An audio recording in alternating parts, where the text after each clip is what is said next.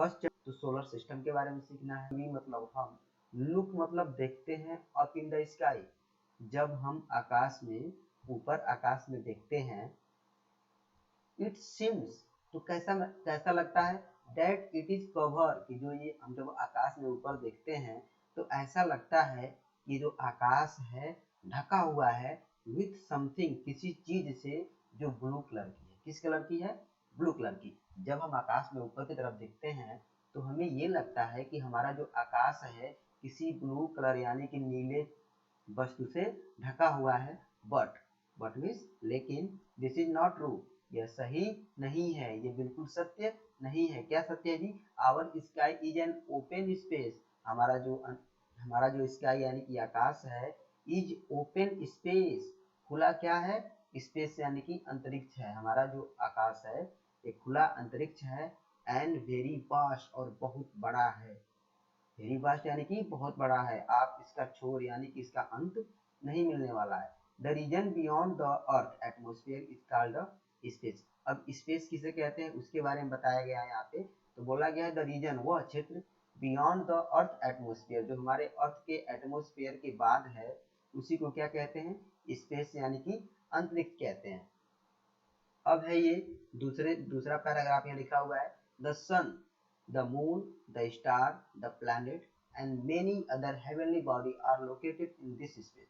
ये जो स्पेस है उसी स्पेस में सन भी है यानी कि सूरज भी है, चांद, स्टार यानी कि बहुत सारे तारे भी हैं आपको, प्लैनेट्स हैं, और मेनी अदर बहुत सारे हेवनली बॉडी यानी कि हेवनली बॉडी में क्या होता है, विशालकाय पिंड, are located in the this space, इसी स्पेस में है।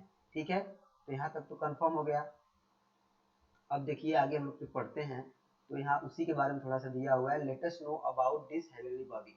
अब क्या लिखा है यहाँ पे, लेट अस नो, चलिए जानते हैं, अबाउट मतलब लगभग, दीज हेवनली बॉडी, ये जो हेवनली बॉडी है, जो विशालकाय पिंड रात को अंतरिक्ष में हमको दिखाई देते हैं तारों के रूप में, इनके बारे में हमको पढ़ना है। क्योंकि देखेंगे जब रात के समय आप अंतरिक्ष में देखेंगे तो बहुत तारे टिमटिमाते नजर आएंगे। ये सब स्टार्स नहीं होते हैं, कोई प्लैनेट होता है, कोई एस्ट्रॉयड होता है, कोई कॉर्नेट्स होता है, मतलब यही सब होते हैं। तो आपको लगता है कि स्टार है, स्टार उसमें कम होते हैं, बाकी के दूसरे ऑब्जेक्ट ज्यादा होते हैं, जैसे हेवनली बॉडी भी होते हैं आपके।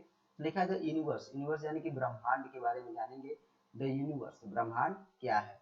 The universe include the sun, जो यूनिवर्स है उसमें क्या है, सन यानी कि सूरज भी है, चांद भी है, अर्थ भी है, तारे भी हैं, and all form of life, और जीवन के सभी रूप भी। जो हमारा यूनिवर्स है उसमें सूरज भी है, चांद भी है, अर्थ भी है, बहुत सारे तारे हैं, एंड जीवन के सभी रूप भी हैं। क्या लिखा है यहाँ पे, and all form of life, जीवन के सभी रूप हैं। डू यू नो, क्या आपको पता है, डू यू नो, क्या आपको पता है, क्या आप जानते हैं, हाउ इट वाज फॉर्म, कि ये जो हमारा यूनिवर्स है कैसे बना था। क्या आप जानते हैं कि हमारा जो यूनिवर्स है वो कैसे बना था। तो इट इज बिलीव दैट, लोगों का ये मानना है, लोग ये मानते हैं, मानते चले आ रहे हैं, that the universe was born out of huge explosion, जो यूनिवर्स है उसका जन्म कैसे हुआ था, out of a huge explosion, एक बहुत बड़े धमाके के साथ, जिसको क्या कहते हैं, बिग बैंग के नाम से जानते हैं, जिसको बिग बैंग के नाम से जानते हैं। मेनी मेनी ईयर एगो, यानी कि धमाके के बहुत साल बाद, at the time of the big bang, यानी कि बिग बैंग यानी धमाके के बहुत साल के बाद क्या हुआ, दिस जो things in the universe were hot and tightly packed, जितने भी चीजें थी जो यूनिवर्स में फैली हुई थी धमाके के बाद, वो क्या हो गई, वेयर हॉट, कैसी थी, गर्म थी, एंड टाइटली पैक, और बहुत ज्यादा टाइटली पैक थी यानी कसी हुई थी। आफ्टर द एक्सप्लोजन, धमाके के बाद, all the things began to cool down, जितनी भी चीजें थी वो ठंडा होने लगी। धमाके के बाद जितनी भी चीजें थी गर्म थी ना, तो धीरे धीरे क्या होने लगी, कूल डाउन, ठंडा होने लगी, एंड ग्रो बिगर, और उनकी साइज भी क्या होने लगी, बढ़ने लगी। इन दिस वे, ये जो, और इसी तरीके से, the star and other heavenly body were form, star और अदर हेवनली बॉडी, और जो विशालकाय पिंड हमारे अंतरिक्ष में दिखते हैं उनका निर्माण हुआ था। Were form, our earth was also form in this way, our मतलब हमारी, अर्थ मतलब पृथ्वी, वाज एल्सो हमारी पृथ्वी भी, फाउंड मतलब बनी थी, ऐसे ही इसी तरीके से हमारी पृथ्वी भी बनी थी। अब आगे हम लोग पढ़ेंगे यहाँ पे।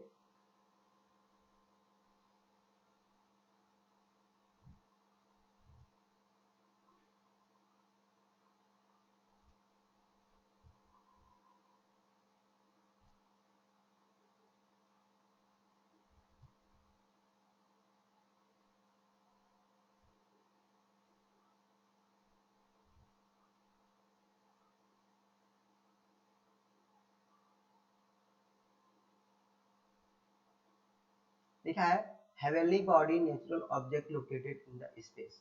हेवनली बॉडी क्या होती है? तो ये नेचुरल ऑब्जेक्ट्स होते हैं। क्या होते हैं? नेचुरल यानी कि प्रकृति के द्वारा बनाए गए ऑब्जेक्ट्स होते हैं, लोकेटेड इन द स्पेस, जो कहाँ दिखते हैं? स्पेस में दिखते हैं। द स्टार, सबसे पहले जो हेडिंग दिया है स्टार के बारे में जानेंगे। The star are huge ball of hot glowing gases. जो तारे होते हैं, आर मतलब होते हैं, ह्यूज मतलब बहुत बड़ा, बॉल मतलब गेंद, जो तारे होते हैं बहुत बड़ा बाल होते हैं, ठीक है, बहुत बड़ा बाल होते हैं किसका? ऑफ हॉट ग्लोइंग गैसेज, गर्म जलती हुई गैसों का। जो तारे होते हैं बहुत बड़े बॉल होते हैं, बॉल जैसे होते हैं किसका? तो hot glowing gases through though there are millions of the star in the sky. और ऐसे ही millions of the star in the sky, आकाश में मिलियंस स्टार हैं। At some of them are easily recognise, जिनके बाद जिनको हम आसानी से देख सकते हैं, जान सकते हैं। Special bright star that shine in the night sky is the pole star और नॉर्थ स्टार। एक स्पेशल ब्राइट है यानी कि एक अलग प्रकार का तारा है, वो अलग प्रकार से चमकता है, सभी तारों के बीच में वो स्पेशल ब्राइट यानी कि अलग प्रकार से, ठीक है, मुख्य प्रकार से चमकता है। That shine in the night sky, रात के आकाश में, रात के आकाश में एक ऐसा तारा है जो अलग तरह सबसे अलग चमकता है, उसका क्या नाम है? Is the pole star. उसको पोल स्टार कहते हैं या नॉर्थ स्टार कहते हैं, ठीक है, जिसको ध्रुव तारा भी कहा जाता है। It is very useful star, ये जो स्टार है बहुत ज्यादा उपयोगी है। क्या क्या है? इट मतलब यह, इज मतलब है, और वेरी यूजफुल यानी कि बहुत ज्यादा उपयोगी है, स्टार यानी कि तारा। यह तारा बहुत ज्यादा उपयोगी है फॉर ट्रेवलर्स, किसके लिए? जो यात्रा करते हैं, कहाँ पे?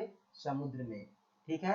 As it help them find the north direction, क्योंकि जो स्टार होता है नॉर्थ डायरेक्शन में रहता है, और उसी की सहायता से जो ट्रेवलर होते हैं पता लगा लेते हैं कि वो किस डायरेक्शन में मूव कर रहे हैं या वो किस डायरेक्शन में जा रहे हैं।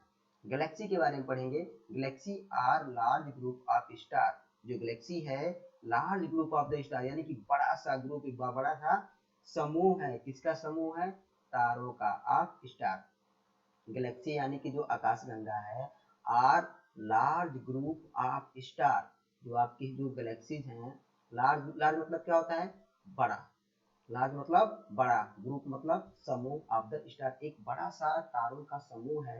There are millions of the galaxy in the universe, और ऐसी मिलियंस गैलेक्सी हैं हमारे यूनिवर्स में, ऐसी मिलियंस यानी कि करोड़ों गैलेक्सियां हैं हमारे यूनिवर्स में। The sun and our earth are tiny part of a galaxy. क्या लिखा है यहाँ पे?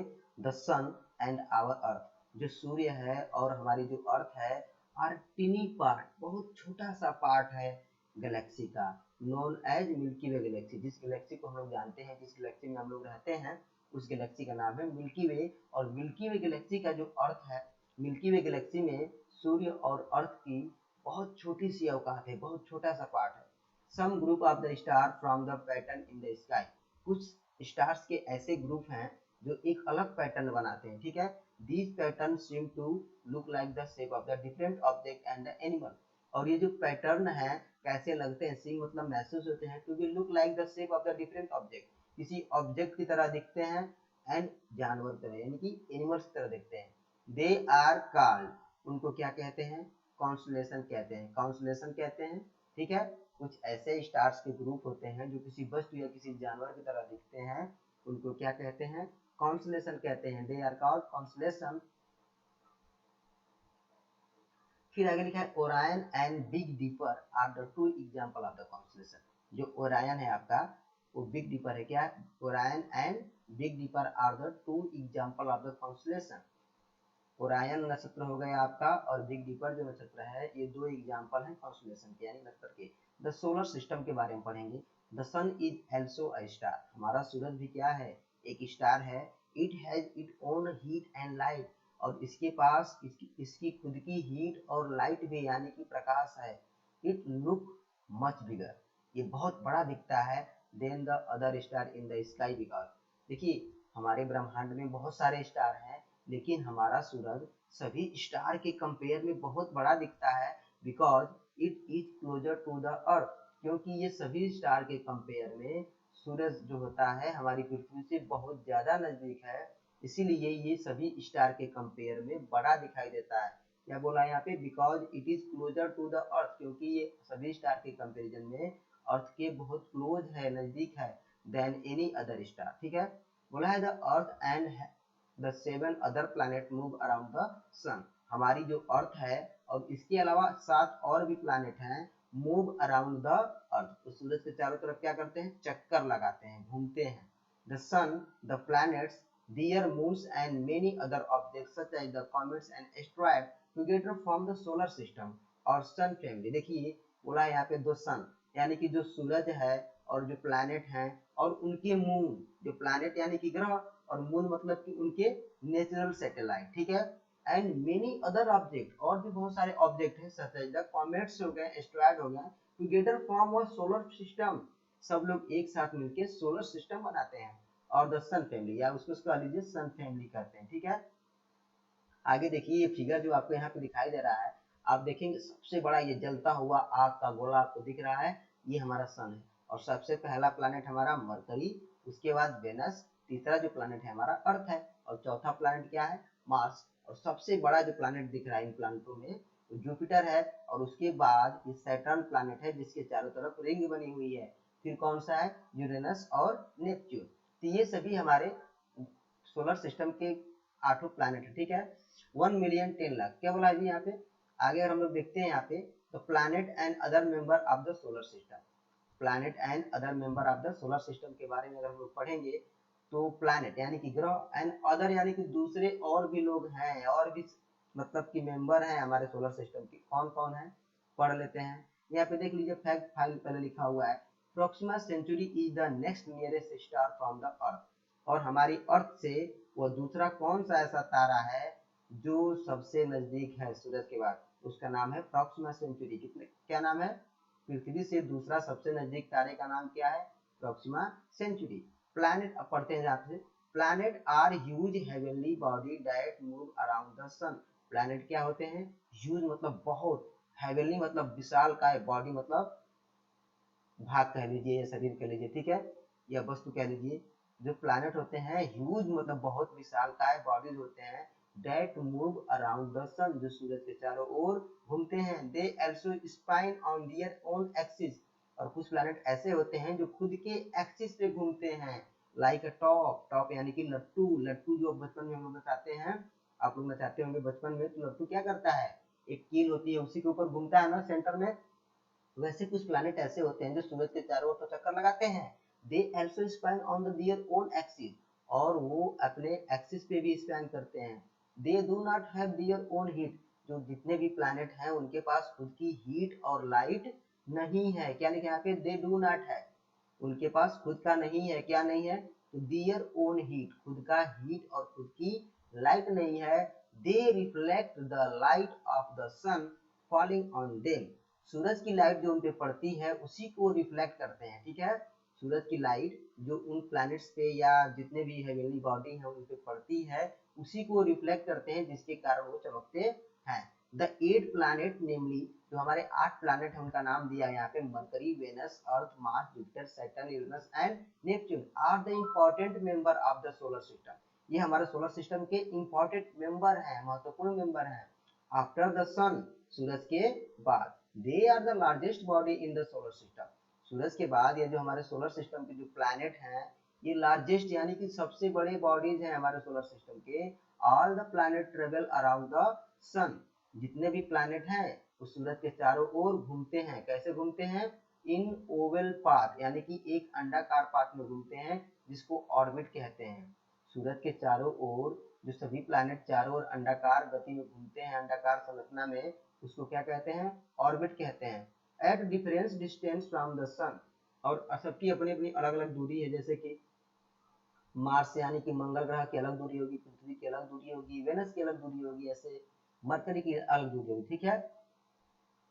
फिर लिखा है यहाँ पे they travel in the same direction but at a different speed. सभी लोग एक ही डायरेक्शन में मूव करते हैं लेकिन अलग अलग स्पीड से। सभी प्लैनेट एक ही डायरेक्शन में मूव करते हैं, सूरज के चारों ओर गोल गोल घूमते हैं लेकिन अलग अलग स्पीड से, अलग अलग चाल से। यहाँ लिखा है फैक्ट फाइल क्या है? अंटिल द 2006 से पहले the solar system was considered have the 9 planet, ठीक है, नॉट 8। 2006 से पहले जो हमारे सोलर सिस्टम में 9 प्लैनेट की गिनती होती थी, न कि 8 की। The 9th planet was Pluto, और जो 9वां प्लैनेट था उसका क्या नाम था? Pluto. Scientist then announce, scientist ने क्या किया? अनाउंस किया that the planet Pluto was too the small, बहुत छोटा है, to be called a planet, और प्लैनेट कहने के लायक नहीं है। It is now called a dwarf planet, इसलिए इसको क्या कहा जाता है? ड्वार्फ प्लैनेट के नाम से जानते हैं। अब आगे देखते हैं यहाँ पे,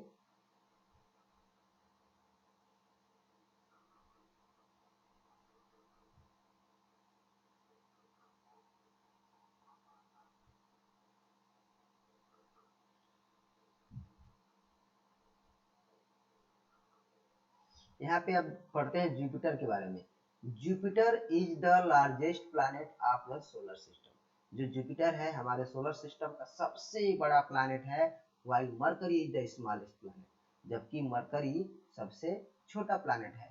अपार्ट फ्रॉम द प्लैनेट, इन प्लैनेट को अगर छोड़ दिया जाए, there are certain small object that also move around the sun, कुछ छोटे स्मॉल ऑब्जेक्ट भी हैं जो सूरज के चारों ओर घूमते हैं, ठीक है। उनका क्या कहते हैं? Asteroid. Asteroid are small, asteroid कैसे होते हैं? छोटे होते हैं। रॉकी यानी कि पथरीले होते हैं। Things that orbit the sun, जो सूरज के चारों ओर चक्कर लगाते हैं। Comets are made of the rocks, ice and gases, जो कॉमेट्स होते हैं वो रॉक से बने होते हैं, आइस यानी कि बर्फ से बने होते हैं, यानी कि और गैसेज से बने होते हैं। They also move around the sun, और ये भी सूरज के चारों ओर चक्कर लगाते हैं। यहाँ पे थिंक कॉर्नर दिया है, the earth our home is the special planet, जो हमारी अर्थ है एक स्पेशल प्लैनेट है। What can we do to take care the earth, क्या हमें अपने अर्थ की सुरक्षा करनी चाहिए? तो करनी चाहिए, बिल्कुल करनी चाहिए। अब हम लोग पढ़ेंगे आगे जो दिया हुआ है मून के बारे में, ठीक है, कि व्हाट इज मून।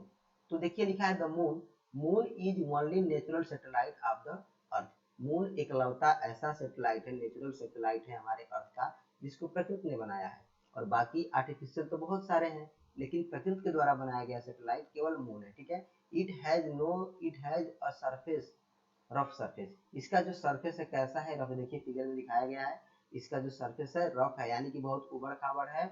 फिर क्या बोला है? That is full of the crater, और गड्ढों से भरा पड़ा है, बहुत सारे गड्ढे हैं। Natural satellite is a small, जो नेचुरल सैटेलाइट है क्या है? छोटा है, छोटा ऑब्जेक्ट है। That revolve around the planet, जो अपने प्लैनेट के चारों ओर घूमता है, यानी कि पृथ्वी के चारों ओर घूमता है। All the planet in the solar system, जितने भी प्लैनेट हैं हमारे सोलर सिस्टम में, एक्सेप्ट मरकरी, मरकरी और वेनस को छोड़ के, have their own natural satellite, उनके खुद के नेचुरल सैटेलाइट हैं।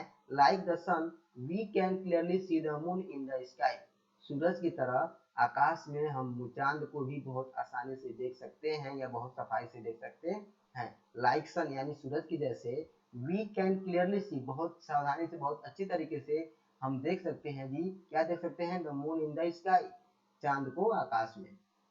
तो the moon is smaller than the sun, ठीक है, जो मून है सन से बहुत ज्यादा छोटा है। It looks almost the same size of the, लेकिन फिर भी ये जो हमारा चांद है सूरज के आकार का ही दिखता है। बिकॉज, क्यों दिखता है? Because it is much closer to the earth, क्योंकि ये हमारे अर्थ के बहुत क्लोज है, बहुत नजदीक है सन के कंपेयर में। The moon is our nearest neighbour in the sky, और जो चांद है सबसे नजदीकी क्या है? पड़ोसी है हमारे अर्थ का। इट हैज नो लाइट, इसके पास खुद की लाइट नहीं है, और इट्स ऑन, खुद की लाइट नहीं है। Like the planet, the moon also reflect the light of the sun. Planet यानी जो ग्रह होते हैं उनकी तरह ही जो चांद भी होते हैं वो क्या करते हैं, सूरज की रोशनी को रिफ्लेक्ट करते हैं। We sometimes see it around as a ball and sometime you do not see the it is are. देखिए बोला है वी समटाइम कभी कभी सी इट ध्यान से देखते हैं तो राउंड अ बॉल वो बॉल की तरह दिखता है, एंड समटाइम कभी कभी you do not see the it all at all, और कभी कभी हमको पूरा भी नहीं दिखता है, ठीक है। This is because it is move around the earth, क्योंकि हमारे पृथ्वी के चारों ओर मूव करता है यानी कि घूमता है। The light from the sun light of different part of the moon.